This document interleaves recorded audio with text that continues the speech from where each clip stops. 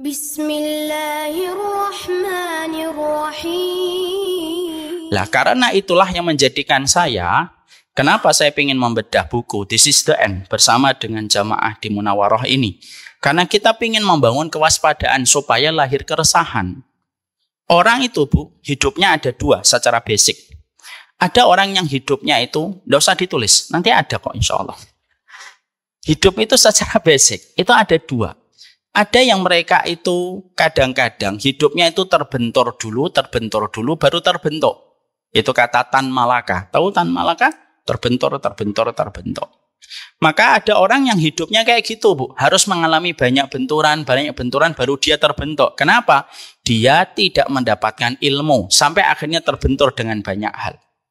Tidak apa-apa sih kalau akhirnya terbentuk, bagaimanapun itu kita syukuri. Tapi maaf ya, kalau kita harus terbentur dulu baru terbentuk dan tersadar, kita ini butuh waktu yang sangat panjang dalam hidup kita dan kita akan menghabiskan sisa kehidupan kita untuk menjalani perkara yang nanti akan kita sesali. Betul atau tidak? Ini contoh. Contoh ya, Bu.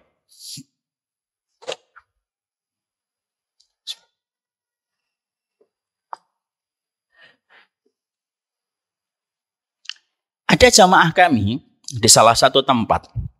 Saat itu saya habis ngisi kajian tentang masalah zina. Menyampaikan tentang zina dari sudut pandang hadis Nabi, prediksi Rasulullah, dan menyampaikan pula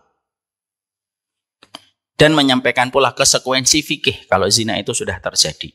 Salah satunya kami sampaikan, kalau ada laki-laki dan perempuan berzina, lalu terbentuk rahim, sebelum terjadinya ijab kabul antara laki-laki dan perempuan itu, konsekuensinya panjang, Bu. Laki-laki itu tidak bisa dinisbatkan, anak itu tidak bisa dinisbatkan nasabnya kepada sang bapak. Dan akibatnya masalah warisan juga akan ikut serta. Terlebih lagi kalau anaknya perempuan, itu menjadi lebih tragis lagi. Anak perempuannya nanti kalau nikah, bapaknya yang dulunya berzina tidak bisa menikahkan anak. Kalau anak itu terbentuk sebelum terjadinya ijab kabul. Mengerikan atau tidak mengerikan? Mengerikan. Setelah selesai kajian, saya biasa jalan ke mobil, ada seorang bapak-bapak. Saya tahu bapak-bapaknya ini seorang rajin ngaji. Dan saya tidak mengenal beliau, kecuali memang kebaikan. Selalu ngaji di shop yang pertama dia, Bu. Tapi bukan di sini. Maka beliau selalu di shop yang pertama. Habis ngaji beliau nututin saya, Ustadz, saya butuh waktu ngobrol sebentar, bisa Ustadz? Silahkan Pak, apa yang Bapak ingin sampaikan? Disitulah dia terdiam, terbata-bata, lalu berkata,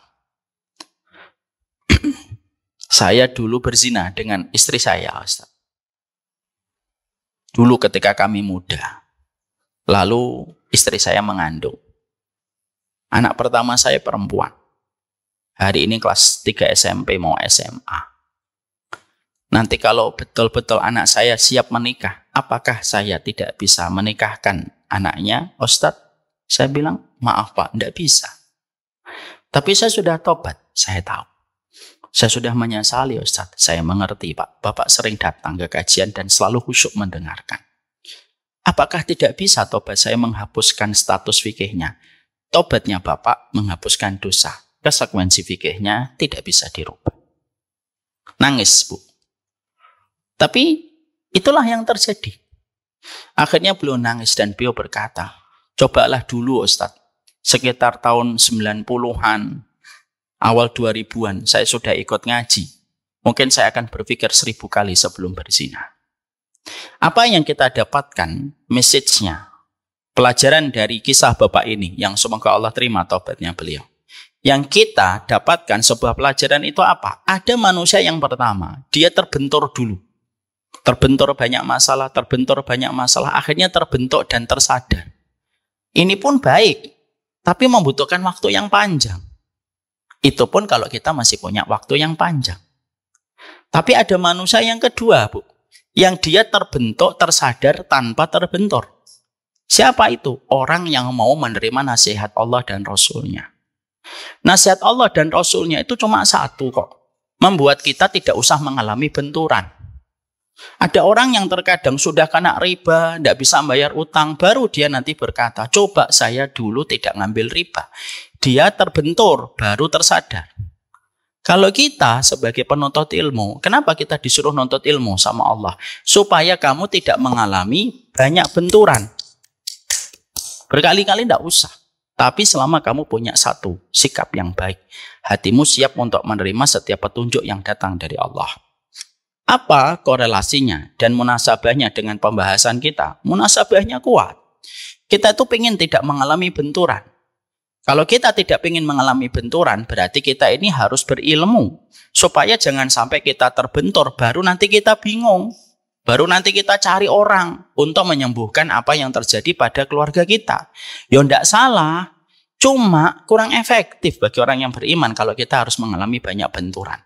Nah inilah yang menjadikan kita tahu, Nabi itu bukan hanya mengatakan hadis yang terjadi pada masanya. Nabi itu kalau ngomong hadis, lalu kita identifikasi hadisnya Nabi itu bukan hanya bicara tentang apa yang terjadi pada masanya beliau. Tapi hadis-hadis Nabi, kalau kita identifikasi hadis-hadis Nabi itu sebagian bicara tentang kondisi yang belum pernah terbayangkan oleh sahabat pada saat itu.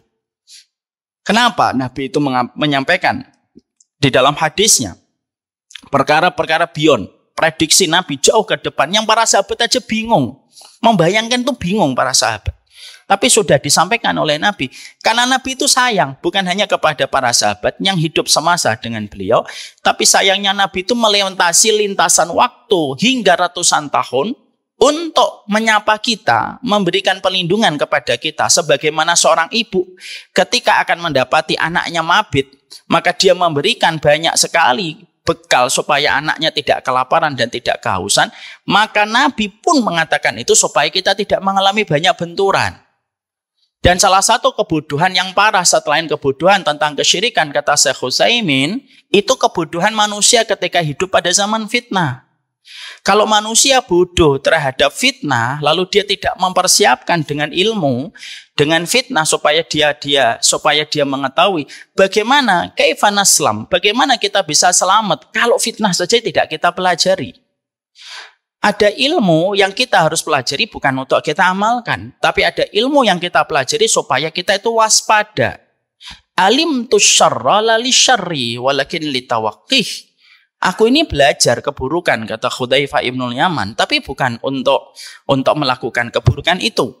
Tapi aku mempelajari keburukan supaya keburukan itu tidak menimpa kepada diriku. Ibu kalau makan santan tidak tahu medis, umurnya sudah 40 tahun, makan santan setiap waktunya, plus dengan seafood setiap siangnya, plus setiap malamnya, setiap nasi gorengnya. Di atas umur 40 tahun, apa yang terjadi? Sakit yang ibu dapatkan. Kita harus paham, semakin kita tua, kita harus waspada terhadap berbagai macam hal. Asam urat sudah datang, bukan hanya makan emping. Ngelihat emping aja asam urat bisa naik. Walaupun baru ngelihat. Maka sesungguhnya itu yang menjadikan kita harus memahami. Berarti salah satu di antara tugas kita ketika kita menjadi madrasah, karena ibu adalah madrasah, bapak-bapak menjadi kepala sekolahnya. Lah madrasah dan kepala sekolah ini kan saling bersinergi.